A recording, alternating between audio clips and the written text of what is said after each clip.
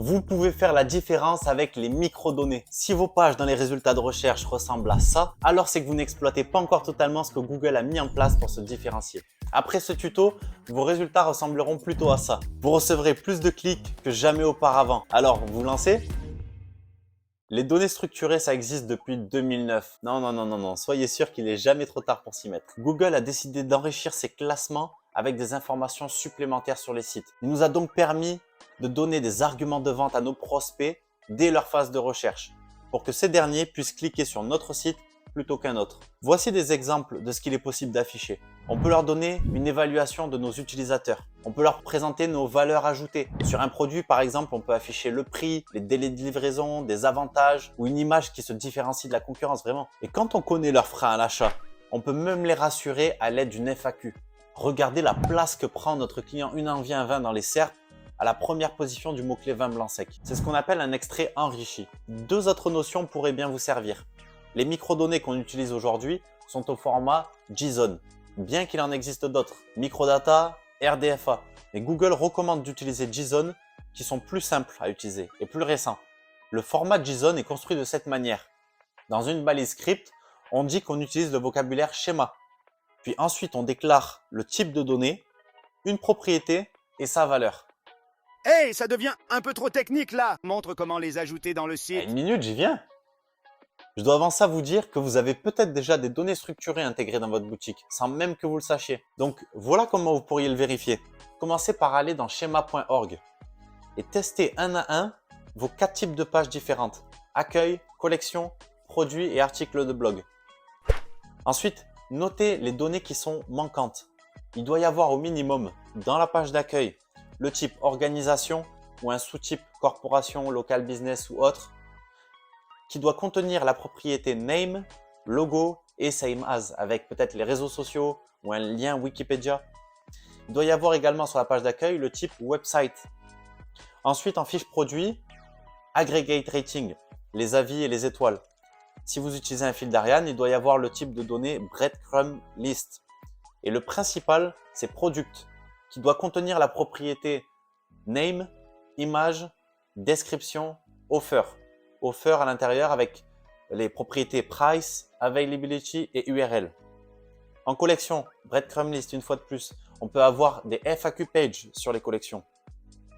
En article de blog, breadcrumb list, mais le principal c'est article, qui doit contenir la propriété article body, headline, image, date, author, publisher. Donc si vous avez certaines données structurées dans votre site déjà intégrées, il faut ensuite aller les vérifier dans la Search Console, qu'ils soient bien paramétrés. Donc dans la barre latérale, il pourra y avoir écrit soit achat, soit amélioration, ou soit les deux. Rentrez dans ces onglets et vérifiez qu'il y ait 0 erreur. Sinon, il sera nécessaire de chercher d'où vient le problème, où se trouve le code et aller le résoudre. Maintenant, on va aller intégrer les données structurées qui vous manquent directement dans votre boutique. Pour cela, on vous a fourni tous les codes dans notre article sur Calice que je vous propose d'aller chercher. Et ensemble, on va regarder un exemple d'intégration et les erreurs à éviter. Imaginons qu'on souhaite intégrer les données structurées dans un article de blog, donc lié à l'auteur, à l'image, la date de publication, etc. Comment fait-on? Donc, après avoir copié le code JSON qu'on a donné dans le tuto, on va devoir aller retrouver le template dédié au type de page article. Donc là, je rentre dans plan TA, je vais écrire article. Voilà, c'est celui-là. Si je veux vérifier que je suis bien au bon endroit, dans le bon dossier, je peux noter un span comme ça en écrivant n'importe quoi, youhou. Voilà, et ensuite je vais vérifier dans le front si ce que j'ai noté là, le youhou, va bien s'afficher. Ça voudra dire que je suis au bon endroit. Voilà, donc là c'est le cas. Voilà. Même si l'avantage des codes JSON, c'est qu'ils peuvent s'intégrer n'importe où dans la page, nous à l'agence, on a pris l'habitude de les intégrer à la fin de l'article, avant la balise schéma. Et pour retrouver toutes nos données structurées rapidement, on les intègre via un extrait ou un snippet avec toujours le même titrage, c'est-à-dire le nom du type de données plus schéma. Donc là, on a créé un nouveau snippet qu'on va appeler article schéma. Ensuite, donc, on colle notre code dedans et on va remplacer toutes les valeurs en dur qui ne sont pas des variables. Donc, par exemple, ici. Voilà, puis on va sauvegarder. Donc, ce snippet, il faut l'intégrer dans notre section. Et pour le faire, on va l'écrire de cette façon. Render Voilà, le nom de votre snippet. Pour nous, c'est article schéma. Voilà, maintenant que cet extrait est intégré dans le code de notre section, on va sauvegarder et vérifier s'il a bien été interprété sur notre page. Donc, nous voici en front. On va recharger la page et aller voir dans le code source. On va aller chercher schéma.org et retrouver celui du type article. Voilà, il nous faut absolument vérifier que toutes les variables ont bien été interprétées.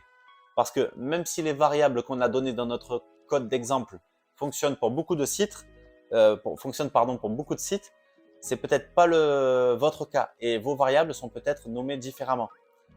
Donc voilà, ici elles ont bien été toutes interprétées. Donc dans le cas où en face d'une propriété, la valeur serait vide, donc ça serait pour l'une de ces deux raisons. Soit vous n'avez pas rempli d'informations concernant cette donnée. Par exemple pour les produits, on va aller renseigner les microdonnées liées aux variantes de produits. Les variantes de produits, si vous n'en utilisez pas sur votre boutique, qu'à chaque fois vous proposez des produits uniques, la valeur sera vide.